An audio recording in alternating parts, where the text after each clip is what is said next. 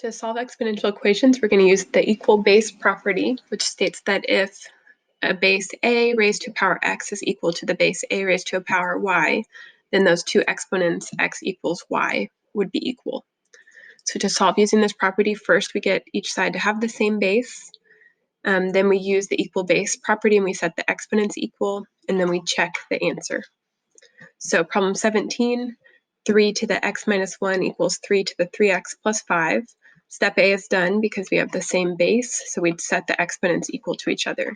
That would be x minus 1 equals 3x plus 5. And we'd solve that resulting equation, so subtract 3x from both sides. That's negative 2x minus 1 equals 5.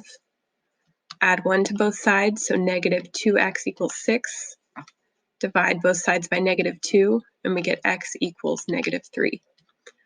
Then we would plug that value in for each x to check that that answer works.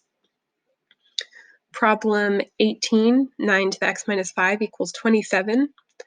9 and 27 are not the same base, nor are they powers of each other, so we need to get them both written as powers of the same base if possible. And that would be using powers of 3. So 3 to the 1 is 3, 3 to the second is 9, 3 to the third is 27.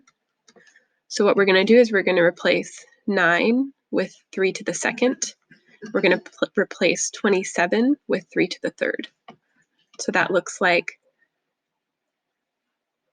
3 to the second instead of 9, and then raised to the power x minus 5, since that 9 has a power x minus 5. And then on the right side, instead of 27, we would write 3 to the third. And now that things are written with the same base of 3, now we can set the two exponents equal to each other.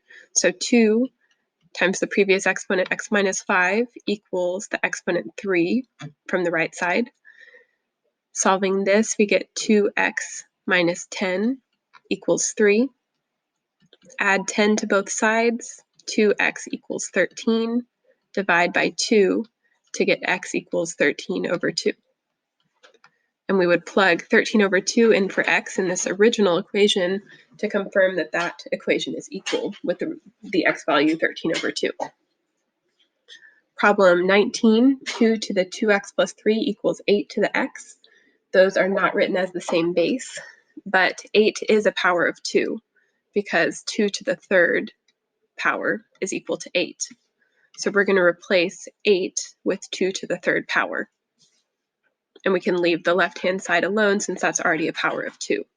This would look like 2 to the 2x plus 3 equals 2 to the third times the exponent that was already there, which was x. Okay, so that's replacing 8 with 2 to the third. And now we would set the two exponents equal since they have the same base. So we'd write 2x plus 3 equals 3x. To solve that, we could subtract 2x from both sides to get 3 equals x. Problem 20, 7 to the x squared equals 7 to the 2x plus 3. Those have the same base, so we'd set the exponents equal to each other. So x squared equals 2x plus 3. But this is now a quadratic that we're solving. So we can't solve it just like a linear equation. The way we solve a quadratic is by factoring. So to do that, or by using the quadratic formula. So to do that, we need to move all of the terms to the same side to get equals 0. So that would be x squared minus 2x minus 3 equals 0. To factor this, we want the factor pair of negative 3 that adds to negative 2. That would be negative 3 and positive 1. So we'd write x minus 3 times x plus 1 equals 0. Solving each of these, we set them each equal to 0. So that would give x equals 3 for this first factor and x equals negative 1 for this second factor. And we get those by setting x minus 3 equals 0 and x plus 1 equals 0. So this one has two answers. You'd check both in the equation to confirm that they both work.